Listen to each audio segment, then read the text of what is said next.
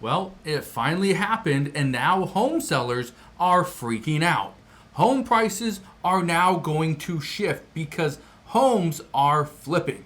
We went from a seller's market to now a buyer's market. However, it's just the beginning. And now many sellers are trying to unload their homes as fast as possible to beat all the other sellers so that they can get top dollar.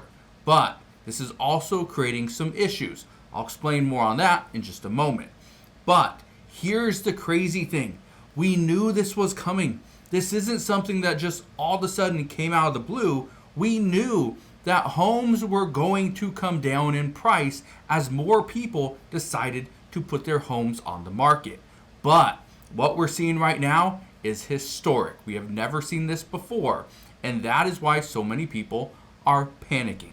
Now, I'm going to explain what's going on and what this means for you and I moving forward, but if you are a seller or a potential buyer, you need to pay attention to what is going on right now. So I'll get to all this in just a moment, but first, all I ask is one thing. It takes 2 seconds. Go ahead, hit that like button if you enjoy these daily updates, and now let's begin.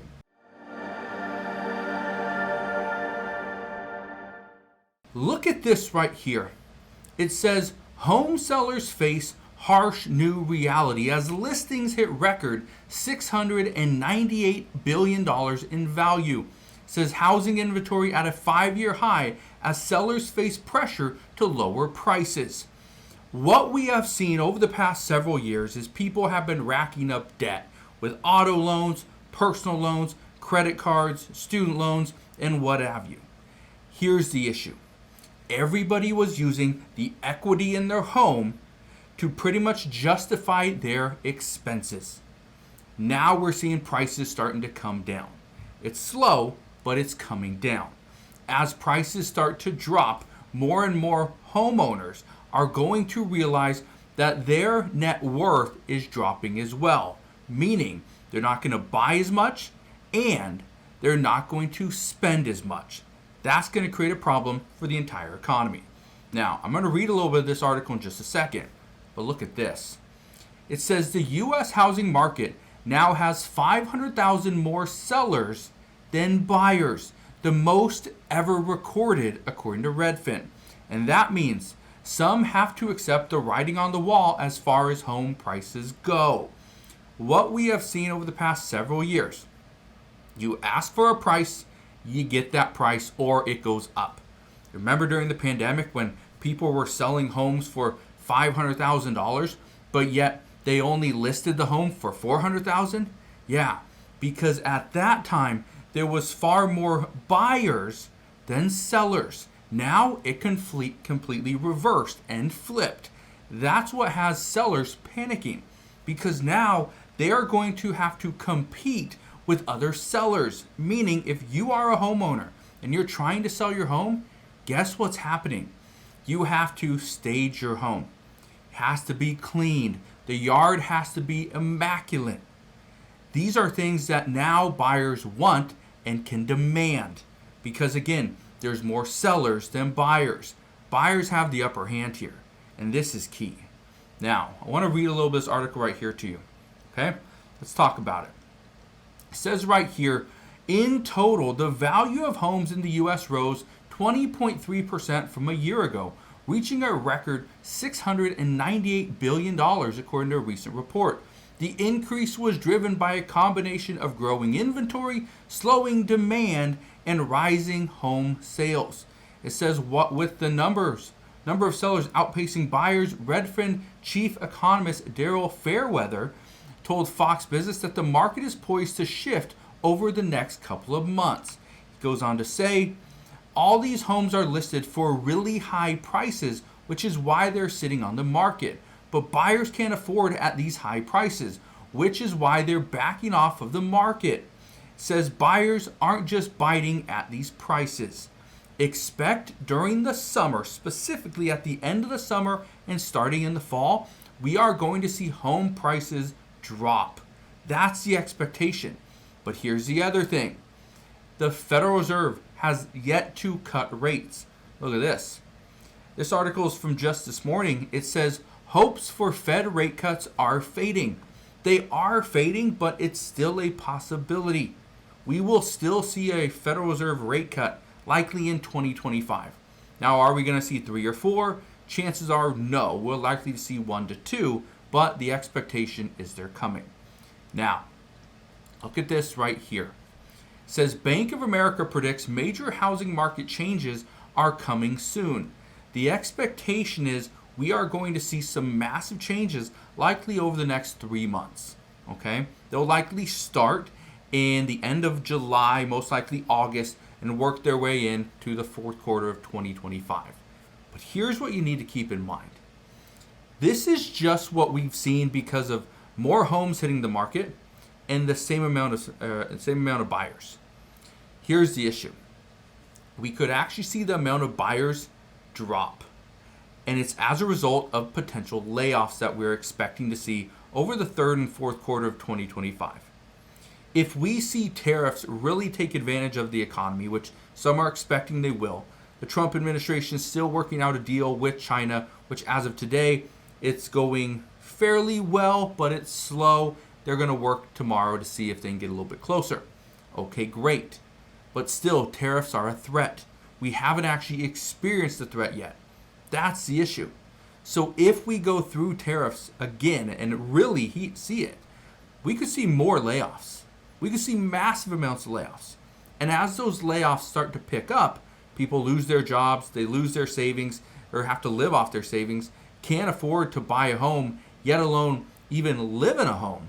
They have to go and get an apartment. Guess what? You're going to see less buyers. If we see less buyers but more sellers trying to sell their homes before we really hit a recession or a potential depression, that's only going to cause prices to drop even faster. Okay? Because again, more sellers, less buyers. But it creates a problem. Who's buying? For how much? What are the costs going to be? Again, we don't know. I do want to show you this though. It's a very interesting article right here, just from a couple days ago. It says 10 states with the biggest housing market inventory shift. At the end of May 2025, 10 states had more active housing inventory for sale than they did in May 2019. Okay, well, let's look at this article right here. Okay, I want to show you this. Look at this right here. Okay, this shows the active U.S. housing inventory for sale according to Realtor.com. Okay, you can kind of see it. Here's 2021, 2020. Okay, 2025 is right here. Okay, this gray. You can see it right here. All right. You see how it's starting to go up. Okay, active housing inventory for sale. We were all the way down here, 829,000. Now we're at over 1 million. That was back in May. Okay. Now I want to show you this as well. Look at this. It says the 1-year change in active housing inventory for sale shift between May 2024 and May 2025. Keep in mind the dark green is 50% or higher. Okay, so California, you can see it right here, is the year-over-year change is 50.7 or 50.6%. That's pretty substantial. Okay, that's a pretty substantial increase, right? Here in Nevada, it's 57.8%. Over here in North Dakota, it's only 1%, so barely anything. But do you see anybody that's negative? No, nobody's negative. Everybody has seen a 1-year change that's increased. Okay, so why is this important? This is what we are expecting. This is exactly what we're expecting, and it's happening. Okay, let me show you this one as well. Again, very important charts here. This says the active housing inventory for sale compared to pre-pandemic levels shift between May 2019 and May 2025. Okay, this is active housing inventory. Normally, we're going to see more inventory, not less. Okay, so Washington State, it's increased 26%. Year over year, it's 36.6%. Okay, but the shift from May 19 or 2029 to May 2025 is 25.8%. Right? Texas, 32%, 32.5%. You can see some are negative. Okay, again, this is active housing inventory for sale compared to the pre-pandemic levels. Now, in certain states, again, more inventory should mean lower prices. But if you see less inventory, then chances are you're going to see higher prices. So we need to be well aware of that. But here's the reason why I bring this to your attention. We have experienced a housing boom where people could buy a house, didn't matter what the house looked like. If they bought a house in 2020, it's worth a lot more now. They bought it in 2021, it's worth a lot more now. 2022, same thing, worth a lot more now. Even 2023, most houses that you bought, again, didn't matter what it looked like, you are still going to have some type of profit if you were to sell it today. People that bought 2024 and 2025, well, you could actually see the value of your home decline and you could be upside down in your mortgage. But that's for a different video. What I want to leave you with today, understand that people are going to have a mindset shift. They're going to change the way that they're buying things, change what they finance, change their shopping habits. That's what they're going to do because they're starting to see their net worth decline. And I know you're probably thinking, well, why would a net worth matter? It just does. It's a psychological thing. Okay? It's all psychological that when you see your net worth is dropping, you tend to spend less. You're more conservative when you go to the grocery store. You don't buy the fancy clothes. Okay? We just learned recently that Procter & Gamble, who sells Tide, who sells toothpaste, laundry detergent, things that we use on a daily basis, they're planning to lay off like 7,000 people. And it's all due to consumers changing the way we shop. Again, we're going to see it, and it's happening sooner than we thought. So, I will leave you with that. But again, thank you guys for watching. Consider subscribing, and I'll see you guys on the next one.